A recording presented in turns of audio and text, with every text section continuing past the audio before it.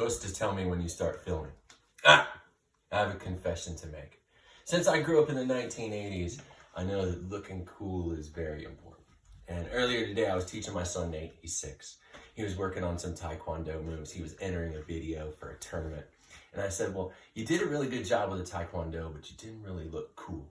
So I had to teach him one of the cool signature moves that's only advanced things. And if you think you're ready for it, I'll teach it to you too. So there's a part in a song that you usually just totally rocks out. And you're just sitting there going, yeah, yeah, yeah. I'm going to teach you a move called the helicopter. Here's what the helicopter looks like. You got to do it to music. You got your music playing, maybe. You spread your feet apart. You point forward. You raise a towel or a t-shirt up in the air and you go.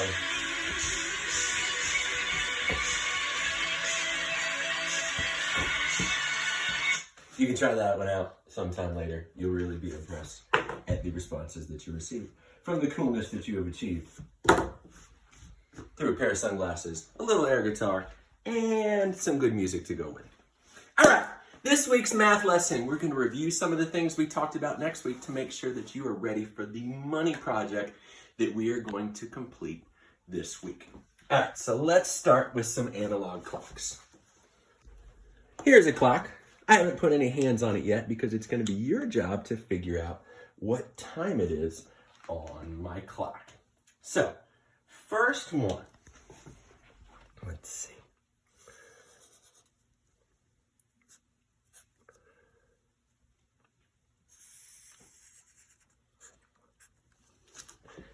What time do you see on this clock here?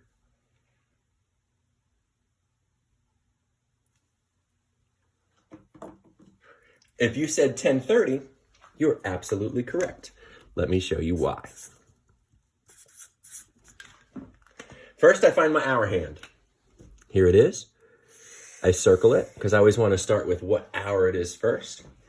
I extend my line outward. And I can see that this time is between 10 and 11 o'clock. I remember that clock moves in a clockwise direction, meaning in a circle to the right. So I know it is 10 something. Then I use my skip counting to figure out what time it actually is. 10:05, 10:10, 10:15, 10:20, 10:25, 10:30.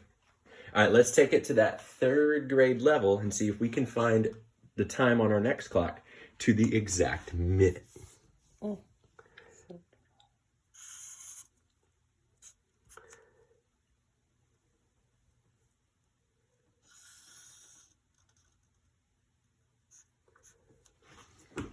On your piece of paper, if you have one, or mental math, however you prefer to do it, what time do you see on this clock?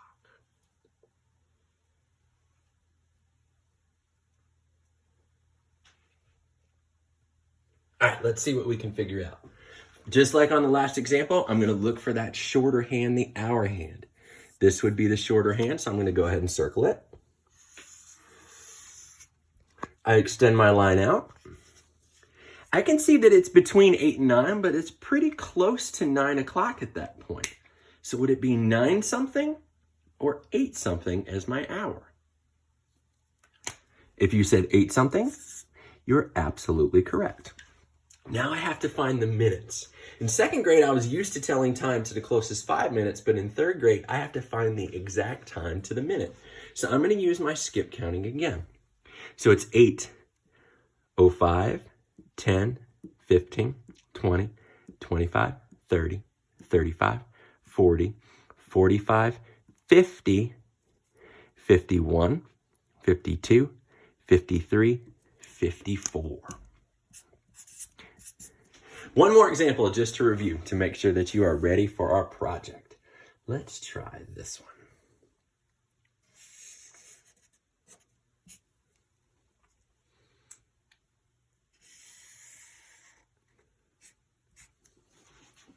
What time do you see?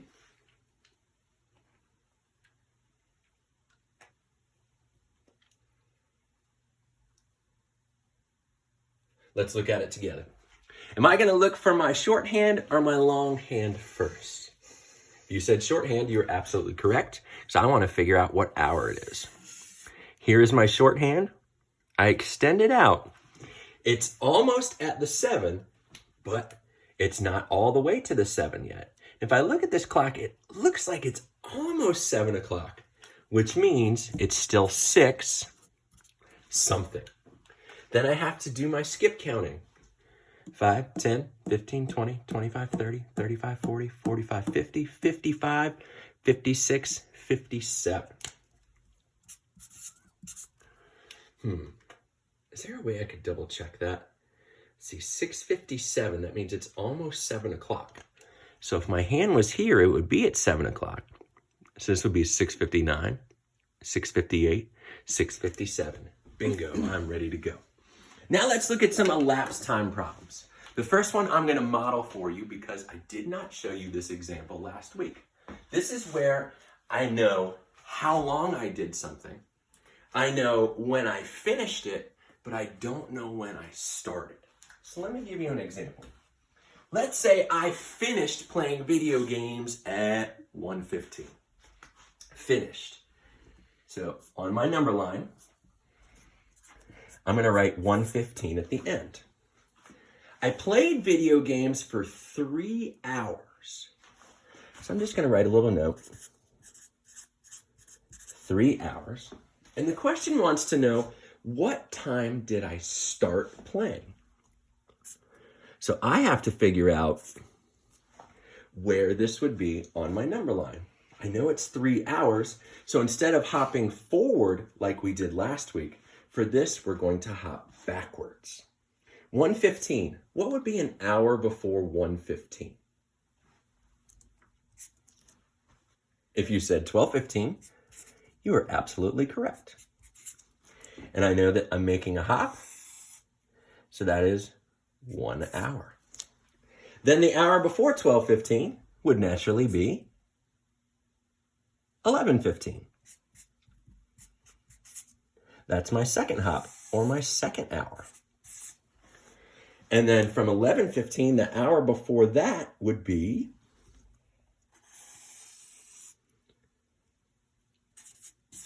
10:15.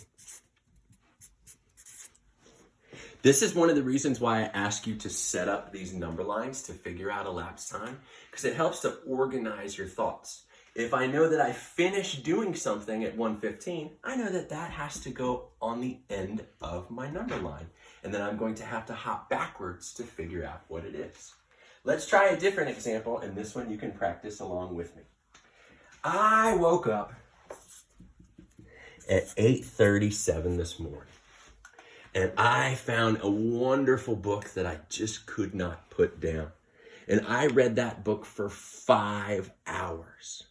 So I'm gonna even write 5 hours up here. What time did I finally put the book down so that I could get up and go to the bathroom? Let's see what we can do to figure that out. I don't know my end time. I'm gonna put a question mark down here. I know I have 5 hours, which means I'm gonna have how many hops on my number line? 5. So let's go ahead and make my 5 hops. 1, 2, 3, 4, 5. And I'm always gonna go back and label them just to make sure that I made the right number of hops. Writing down information and presenting it visually like this helps your brain check itself so you have that moment of, wait, does this look right? So I started at 8:37, beginning of my number line. I read for 5 hours. What time did I finish? Now I just follow this example and I start adding 1 hour at a time. 8:37, 1 hour later would be 9:37. An hour after 9:37? 10:37. An hour after 10:37? 11:37. An hour after 11:37? 12:37. And then an hour after 12:37 would have to be 13:37? It makes sense, but is that right? Now, this is a question where to some people it's right and to some people it's wrong. In the military, they don't tell time in 12-hour periods. They do it in a 24-hour period so that there's no confusion between AM and PM. In other parts of the world, they also use that 24-hour time. But in the United States, we don't. We realize that after we pass 12 o'clock, the next hour after that is 1 o'clock. So our answer here would be 1:37 is when I finished reading. Questions about that? All right, let's look at another example. I went outside to play with my kids. They had me jumping on the trampoline every single day. But today it's raining, so I might get a break, or I might be drying off the trampoline with a towel this afternoon. I'm not really sure. But let's say that we went outside at 8:05. And those little monsters had me jumping on the trampoline and pushing them on the swing and catching them at the bottom of the slide for 3 hours. Wait, did I screw that up? No. For 3 hours.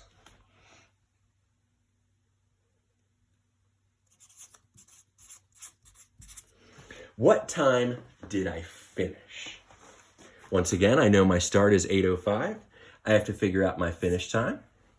I'm going to skip ahead to 9:05, then 10:05, and then I'm going to finish at 11:05. 1, 2, 3 hours.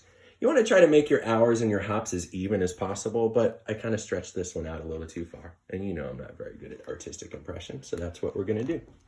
All right, last one. I finished my science project at 4:30. It took me 5 hours to complete the project. What time did I start? So, for this type of an example, I know my finish time is 4:30. I know I have 5 hours worth of work. So I'm going to hop backwards. Once, twice, 3 times, 4 times, 5 times. And then I'm just going to label my hours counting backwards. What's the hour before 4:30? 3:30. 1 hour before 3:30 would be 2:30. 1 hour before 2:30 would be 1:30. 1 hour before 1:30, ooh, that's where I crossed that AM PM line again. So that would be 12:30. And then 1 hour before 12:30 would be 11:30. Another reality check I want to do with my timelines is I kind of want to repeat the times to myself to make sure that they make sense. 11:30, 12:30, 1:30, 2:30, 3:30, 4:30. My brain didn't give me that symbol, so 11:30 would be my answer for this question. All right, this week, on Wednesday for Zoom, we're going to be practicing some of these elapsed time problems. We may do a little clock work as well. Then on Friday, what we're going to do is we are going to do our time project. If you would like, after our Wednesday session, and here's an example of what the time project looks like. It's right out of your Phase 2 Learning Pack from Hanover County. I would strongly suggest after our Wednesday Zoom meeting that you go ahead and print this out and try your best to complete it.